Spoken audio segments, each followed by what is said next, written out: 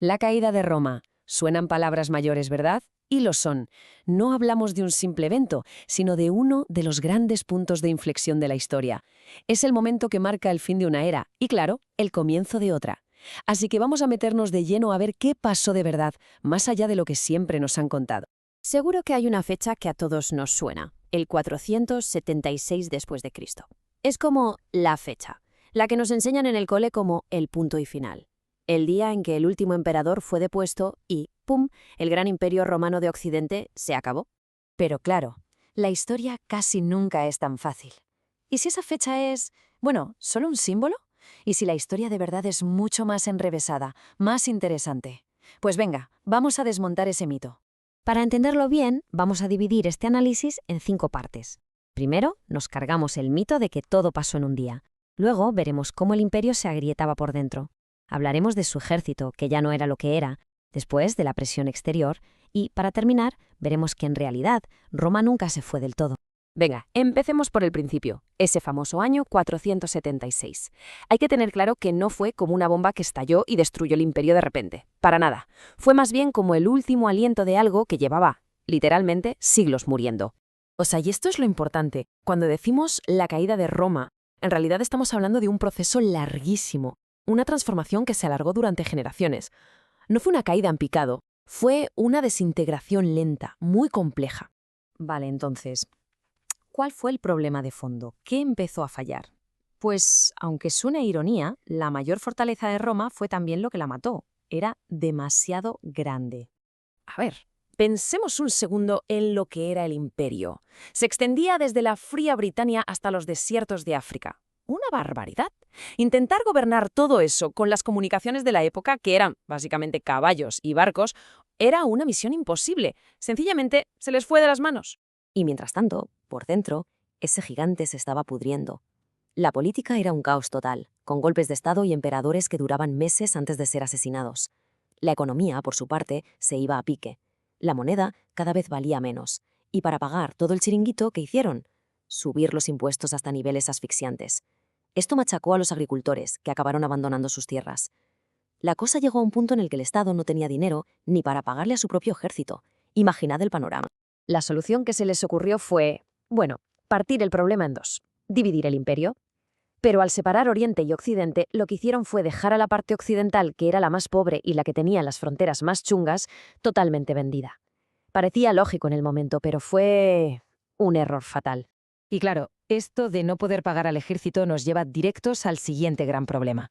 Porque aquellas legiones legendarias, las que habían conquistado medio mundo, se habían convertido en otra cosa muy distinta. Ahora eran una fuerza en la que no se podía confiar, sin ninguna lealtad real a Roma. El cambio fue brutal. Pasamos de tener un ejército de ciudadanos romanos orgullosos de luchar por el imperio a tener un batiburrillo de mercenarios, muchísimos de ellos bárbaros, extranjeros. Su lealtad no era para el emperador, que estaba a saber dónde, era para el general que les soltaba la pasta. La idea de luchar por la gloria de Roma se había esfumado. Ahora se luchaba por el botín. La consecuencia de esto es fácil de adivinar, ¿no? Esos generales, que muchas veces ni siquiera eran romanos, se convirtieron en los que de verdad cortaban el bacalao. Eran los gobernantes en la sombra. En resumen, Roma había perdido el control de su propio ejército. Y todo esto nos lleva, como no, a las famosas invasiones bárbaras. Pero ojo, una cosa muy importante. Para un romano, bárbaro solo significaba extranjero. No tenía por qué ser un salvaje. Así que no pensemos en estas migraciones como la causa principal de la caída.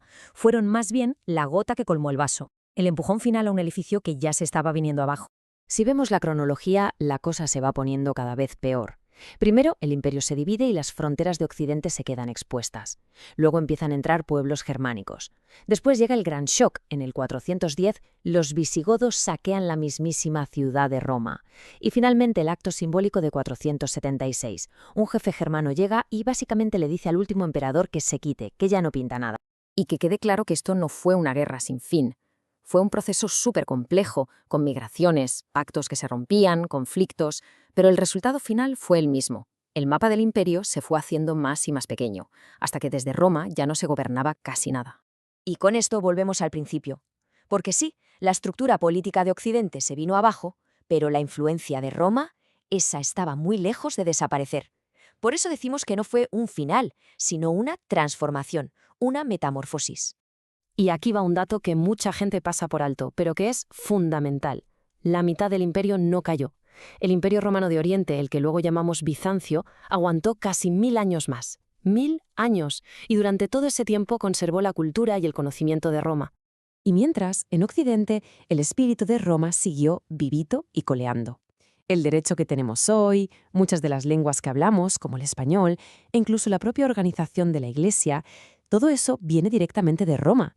La civilización romana no murió, simplemente se transformó en otra cosa. Así que, en definitiva, la caída de Roma fue en realidad el nacimiento, lento y complicado, de la Edad Media. Fue, por así decirlo, la tormenta perfecta. Una crisis interna brutal, más una presión externa, que un sistema ya agotado simplemente no pudo aguantar. Y todo esto nos lleva a una última pregunta, para darle una vuelta. ¿Qué lecciones podemos sacar hoy de todo esto? De la inestabilidad, de las crisis económicas, de cómo se gestionan las fronteras. ¿Qué nos enseña la caída de una superpotencia como Roma? Porque la historia, al final, siempre tiene algo que contarnos sobre nuestro presente.